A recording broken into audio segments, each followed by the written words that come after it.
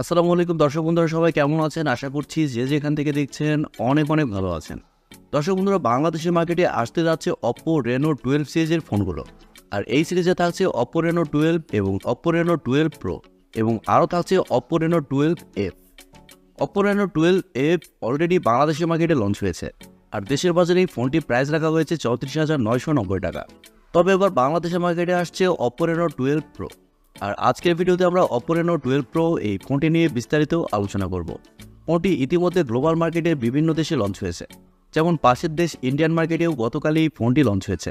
So সব কিছু মিলেই ফোনটি কেমন হবে আর ফোনটি বাংলাদেশের মার্কেটে কবে এবং কেমন প্রাইস পয়েন্টে লঞ্চ হবে, এই সবগুলো বিষয় নিয়ে কথা বলবো এই ভিডিওতে।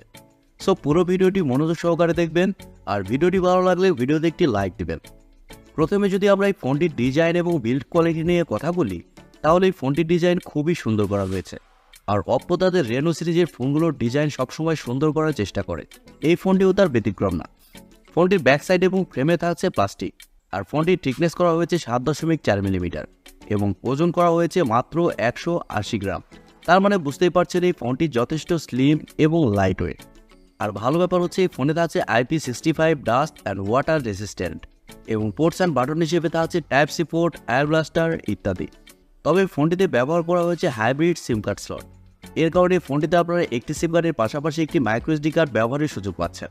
আর আপনি যদি মেমোরি কার্ড ইউজ করতে না চান, সেক্ষেত্রে দুইটি সিম কার্ড এই ফোনটিতে ব্যবহার করতে পারছেন। ফোনটি মার্কেটে 3টি কালার ভেরিয়েন্টে পাওয়া যাবে, ব্রাউন, গোল্ড এবং সিলভার। সো সব কিছু মিলিয়ে ফোনটি ডিজাইন ল্যাঙ্গুয়েজ আপনাদের কাছে কেমন লেগেছে কমেন্ট করে আপনাদের মূল্যবান মতামত অবশ্যই জানাবেন।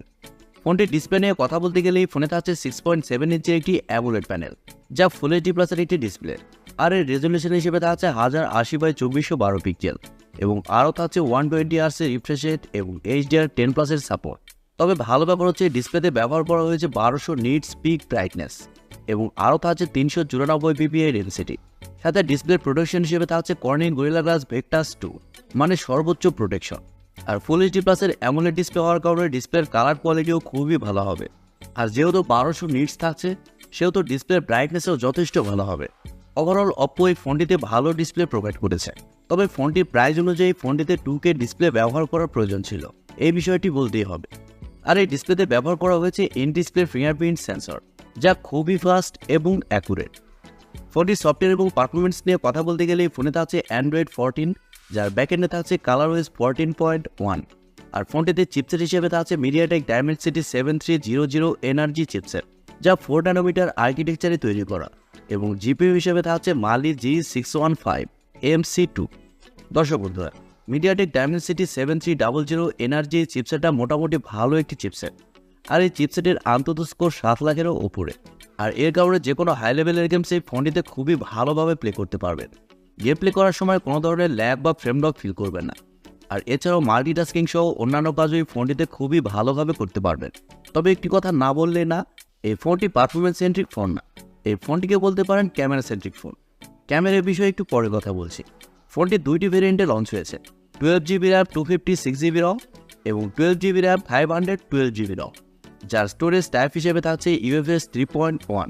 ফোনটির ক্যামেরা সেকশনে কথা বলতে গেলে ফোনটির ব্যাক সাইডে থাকছে 3টি ক্যামেরা, যার মেন সেন্সর হিসেবে থাকছে 50 মেগাপিক্সেলের একটি ওয়াইড সেন্সর, যা f1.8 অ্যাপারচার। আর এই সেন্সরে আপনারা OIS পেয়ে যাচ্ছেন। এবং সেকেন্ডে থাকছে 50 মেগাপিক্সেলের একটি টেলিফোটো সেন্সর এবং সবশেষে থাকছে 8 মেগাপিক্সেলের একটি আলট্রা ওয়াইড সেন্সর। আর ব্যাক ক্যামেরার ফিচার হিসেবে থাকছে LED ফ্ল্যাশ, HDR প্যানোরামা। তবে ব্যাক ক্যামেরাতে আপনি সর্বোচ্চ 4K 30 FPS শ্যুট করতে পারছেন। আর সেলফি ক্যামেরা হিসেবে এই ফোনে থাকছে 50 মেগাপিক্সেলের সেলফি ক্যামেরা। আর ভালো ব্যাপার হচ্ছে সেলফি ক্যামেরাতে আপনারা সর্বোচ্চ 4K 30 FPS শ্যুট করতে পারছেন।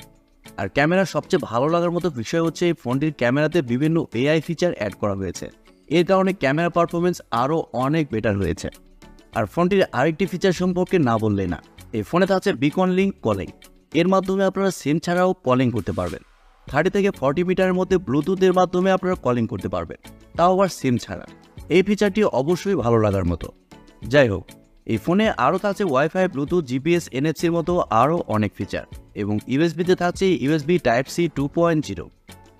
ফোনটির ব্যাটারি এবং চার্জার নিয়ে কথা বলতে গেলে ফোনে থাকছে 5000 mAh একটি ব্যাটারি, সাথে থাকছে 80 ওয়াটের একটি চার্জার। আর এই চার্জার দিয়ে আপনারা 46 মিনিটের মধ্যেই ফোনটিকে ফুল চার্জ করতে পারবেন। আর ফোনটির চিপসেট যেহেতু পাওয়ার এফিশিয়েন্ট, এই কারণে ফোনটিতে ব্যাটারি ব্যাকআপও খুবই ভালো পাবেন। নর্মালি যে ফোনটি আপনারা 1.5 থেকে 2 দিনের মতো ব্যাটারি ব্যাকআপ পাবেন। আর আপনি যদি হেভি ইউজার হন সেক্ষেত্রে বিষয়টা সম্পূর্ণ আলাদা।